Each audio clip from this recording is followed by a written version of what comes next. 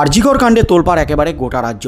আরজিকর কাণ্ডে চিকিৎসককে খুন এবং ধর্ষণ কাণ্ডে গ্রেপ্তার হয়েছেন সঞ্জয় রায় নামে এক সিভিক ভলেন্টিয়ার। আর তার পরপরই কিন্তু বড় ব্রেক থ্রু সিবিআইয়ের। সুপ্রিম কোর্টের নির্দেশে তেড়ে ফুড়ে তদন্ত চালাচ্ছে, তল্লাশি চালাচ্ছে সিবিআই। আর সেই তল্লাশিতে একেবারে সিবিআইয়ের জালে ধরা পড়েছে সন্দীপ ঘোষ, আরজিকরের প্রাক্তন অধ্যক্ষ, এবং টালা থানার প্রাক্তন ওসি অভিজিৎ মণ্ডল। তাদের জেরা চালাচ্ছে সিবিআই। সেই জেরাতেই কিন্তু একের পর এক বিস্ফোরক তথ্য সামনে। আর সিবিআই জেরায় অবশেষে ভেঙে পড়লেন অভিজিৎ মণ্ডল, অবশেষে মুখ খুললেন অভিজিৎ মণ্ডল। এই মুহূর্তে সবচেয়ে বড় খবর, উঁচু তলার নির্দেশ পালন করেছেন অভিজিৎ। অবশেষে মুখ খুলি ফাটালেন বড় সড়ো বোমা। সিবিআইয়ের হাতে কিন্তু তুলে দিলেন একেবারে বড় সড়ো অস্ত্র।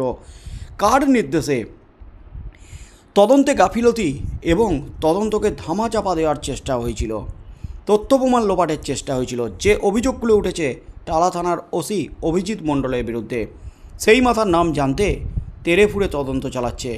তবে সিবিআই কিন্তু স্পষ্ট করেছে অভিজিৎ মণ্ডল খুন এবং ধর্ষণ কাণ্ডে প্রত্যক্ষভাবে জড়িত নয়, কিন্তু পরোক্ষভাবে তদন্ত ধামাচাপা দেওয়া এবং তথ্য প্রমাণ লোপাটের মামলায় তাকে গ্রেপ্তার করা হয়েছে।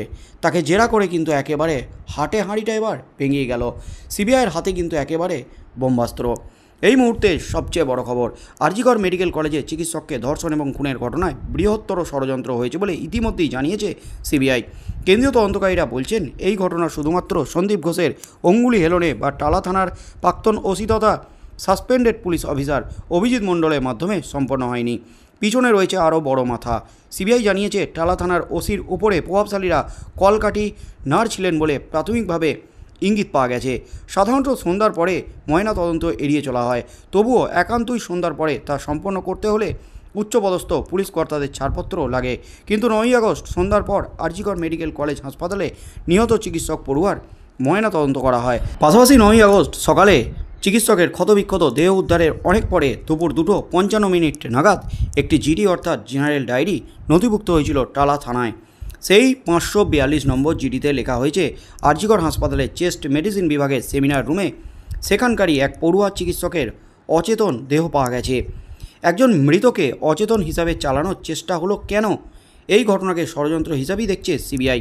তদন্তকারীদের সূত্রে দাবি, মৃতদেহ যাতে কোনোভাবেই দ্বিতীয়বার ময়না তদন্ত না করা হয় বা করা যায়, বা প্রকারান্তরে প্রমাণ লোপাটের জন্য অভিজিতের অতি সক্রিয়তায় নানা সূত্র পাওয়া গেছে। সিবিআইয়ের এক কর্তার কথায়, মৃতার মা বাবা তো দ্বিতীয়বার ময়না তদন্তের অনুরোধও করেছিলেন। অনায়াসে রাতে মৃতদেহ সংরক্ষণ করা যেত, কিন্তু পুলিশ রাতেই দাহ কাজ করতে মরিয়া হয়ে ওঠে। তদন্তকারীদের এমন ভূমিকা নিয়ে প্রশ্ন তোলার জোরালো কারণ রয়েছে। সিবিআইয়ের বক্তব্য, ময়না তদন্ত করা বা না করা নিয়ে সব সিদ্ধান্ত একা ওসির পক্ষে নেওয়া সম্ভব ছিল না। বর্তমানে সিবিআই হেফাজতে থাকা টালা থানার প্রাক্তন ওসি অভিজিৎ মণ্ডলের মোবাইলের নথি এ বিষয়ে একটি বড় সূত্র দিয়েছে বলে সিবিআই সূত্রে দাবি। সিবিআই কর্তাদের কথায়, এক্ষেত্রে টালা থানার প্রাক্তন ওসি অভিজিৎ এবং মামলার তদন্তকারী অফিসার কিভাবে ময়না তদন্ত নিয়ে অতি সক্রিয়তায় সাহস দেখালেন, নিশ্চিতভাবেই পিছনে কাজ করছে অন্য কোনো বড় মাথা। তার হদিশ বের করার চেষ্টা করছে সিবিআই। টালা থানার প্রাক্তন ওসি অভিজিৎ মণ্ডল তাঁদের কাছে মুখ খুলেছেন এবং বেশ কিছু তথ্য পাওয়া গেছে বলে তদন্তকারীদের সূত্রে দাবি উঠে আসছে। কিন্তু কি বলেছেন টালা থানার প্রাক্তন ওসি, তদন্তের স্বার্থে কিন্তু এখনও সিবিআই প্রকাশ করেনি। ম্যারাথন জেরায় কার্যত ভেঙে পড়েছেন টালা থানার প্রাক্তন ওসি অভিজিৎ মণ্ডল।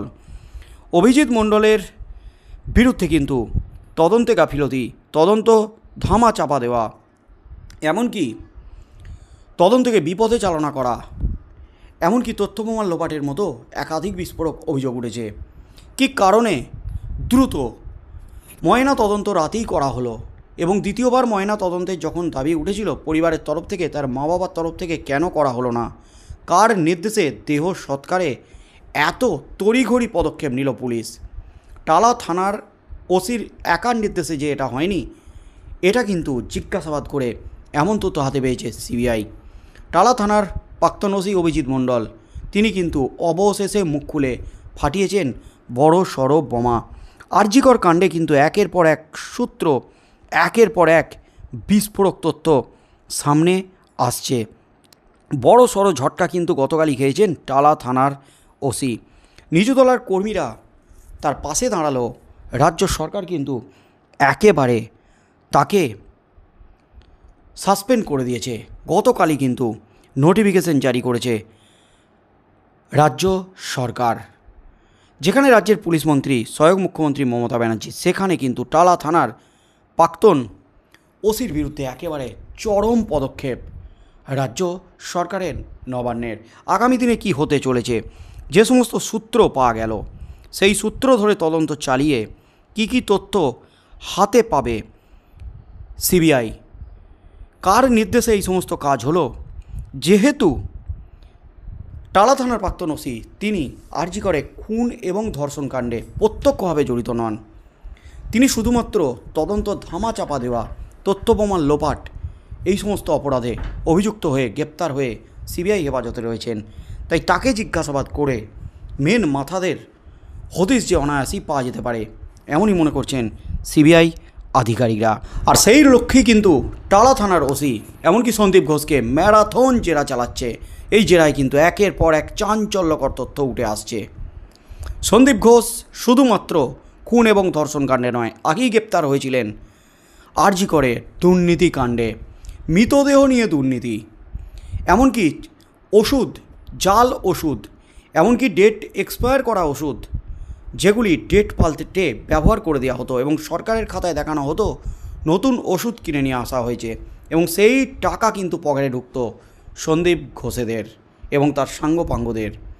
এছাড়াও চিকিৎসাজনিত সরঞ্জাম, বেড থেকে শুরু করে একাধিক ক্ষেত্রে পুরাতন শয্যাগুলো সারাই করে রং করে সেগুলিকে নতুন বলে চালিয়ে কোটি কোটি টাকা হাতসাবাই করতেন সন্দীপ ঘোষ। সন্দীপ ঘোষের কাছ থেকে কোন কোন মাথার কাছে যেত এই টাকা, মেন মাথা কে, এবং তার সাথে সাথে সন্দীপ ঘোষ একাধিক সংস্থা খুলে এই কালো টাকা সাদা করতেন, এমনই কিন্তু খবর উঠে এসেছে। তাই শেষ পর্যন্ত কী তথ্য উঠে আসে, এই কাণ্ডে মেন মাথাকে কার নির্দেশে তদন্তে ধামাচাপা দেওয়ার চেষ্টা, কার নির্দেশে তদন্তকে বিপথে চালনা করার চেষ্টা, তথ্য প্রমাণ লোপাটের চেষ্টা, সেই মাথাটাকে, সেই মাথার নাম অভিজিৎ মণ্ডল শেষ পর্যন্ত ফাঁস করেন কিনা, সেদিকেই চোখ থাকবে গোটা রাজ্যের।